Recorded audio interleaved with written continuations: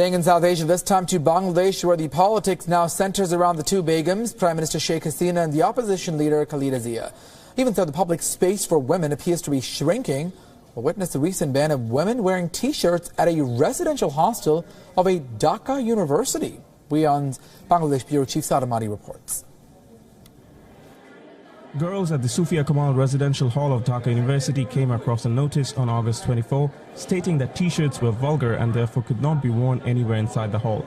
Curiously, the notice was not printed on the Sufia Kamal letterhead, nor did it carry the signature of the provost, Sabita Rizwan, although it claimed to be issued by the hall authority. The notice drew immediate criticism from the residents, who found it surprising that the hall authorities should try and regulate what they wore, even in their private space. The notice was withdrawn by the provost, who said she had no idea who put up that notice. She issued a fresh notice directing residents to be properly dressed. The hall authorities have set up a 3-member panel to probe the matter. But there's a larger issue here. Many women say even in the streets of Dhaka they are accustomed to hearing remarks from members of the public telling them to cover their heads or their arms. We should not judge people by their outside looks or skin tones. You know, there are so many issues on racial things, and we are chubby. We are actually chubby, so it's a really big issue for us dressing up in Western clothes. So people are looking at us like we are wearing nothing if we wear Western clothes. And if we are covering up, then they are also complaining like you're not covering properly. So formal aspects, women are supposed to wear saris. Why? Because they look decent in them. What's wrong with formal shirt and pant? 4 years ago, a private university in Dhaka warned girl students against coming to class wearing the niqab or any garment that covered the face. Even then, students reacted sharply, saying it was a personal choice and the university should not make rules that encroach on private spaces.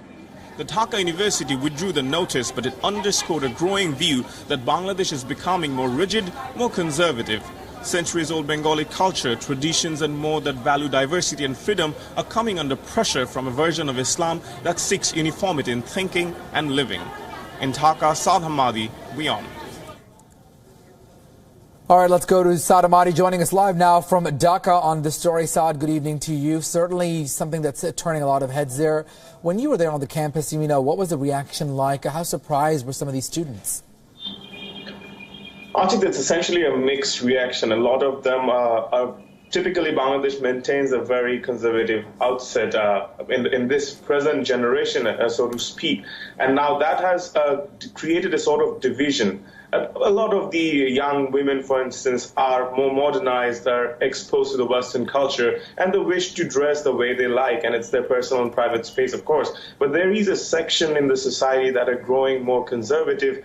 It could be the influence of their families. It could be the external environment, the society, the peer pressure that's prompting them to be more covering, and which is not a problem, which is completely fine in their personal space if they wish to dress that way. But when an institutional body, for instance, the hall authorities of Dhaka University and even a private university had previously imposed, that becomes an infringement or an encroachment to their private space. They should not be directed as to how they should wear or cover themselves, because that's very natural that women would be protective about themselves and they would want to have as much of freedom as the men in the society. So this kind of exposure from the public space where they're being directed and they're given remarks about how they should wear and what they should wear, that's clearly quite a breach to the private space. That's what they say.